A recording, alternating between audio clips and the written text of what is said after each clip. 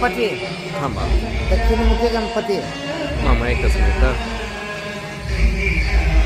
करा. शिव मंदिरामध्ये तुम्ही कुठे गेला तर सुरुवातीला नंदी असतो. त्या मंदिरामध्ये नंदी आणि पार्वती नाही. दक्ष राजानं येडूरला वीरभद्र मंदिरामध्ये एक यज्ञ मांडलं होतं. ते पार्वतीला कळालं. मग पार्वती शंकराला कशाने मला जायला वाहन पाहिजे. मग शंकराकडे वाहन कुठला नंदी. पार्वती नंदीवरून कार्यक्रमाला गेल्यानंतर वडिलांना पार्वतीचं तिचा अपमान केला. तुम्ही 2 व्हीलर आणला 4 व्हीलर आणला नंदी म्हणजे कमी पण आला.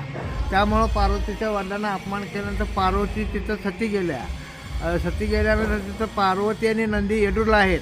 आणि इथं महादेव शंकर शेषनारायण आणि दक्षिणमुखी हा गणपती पार्वतीचं वाट पाहत तिथं थांबलेला आहे. असं मेन स्टोरी आली.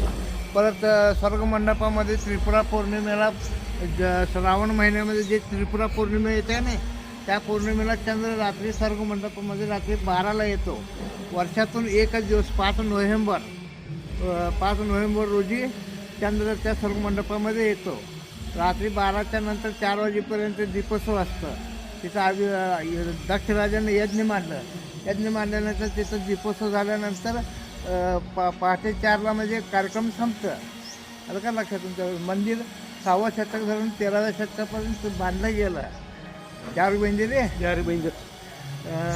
6व्या शतक धरून 13व्या शतकापर्यंत मंदिर बांधलं गेलं. परत आजला मंदिर बांधून 1400 वर्ष झाली. जागृत देवस्थान आलं हे.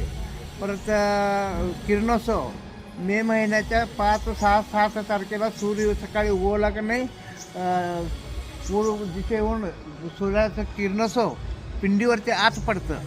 परत इथं सकाळी सूर्य उगवल्यानंतर सकाळी 6:30ला उगवत्या सूर्याला. आणि कोल्हापूरला अंबाबाई मंदिरामध्ये पश्चिम दिशेला संध्याकाळी 5ला ते मावळत्या सूर्याला किरणोत्सव पडतं. परत जागृत देवस्थान म्हणजे कसं आहे मोगलांनी 1702 साली आक्रमण केलं त्यावेळेला ह्या मूर्त्यासह फोडलेलं आहे. एकूण 96 हत्ती आहेत, 5 नंदी आहेत, 5 कृष्ण आहेत आणि 148 पिलर आहेत. ह्याच्यावरती हे मंदिर वसलेलं आहे. कळसाचं जे बांधकाम आहे ते नंतर केलेलं आहे गावाले. हे दगडी फाउंडेशन पूर्वीचं आहे. हां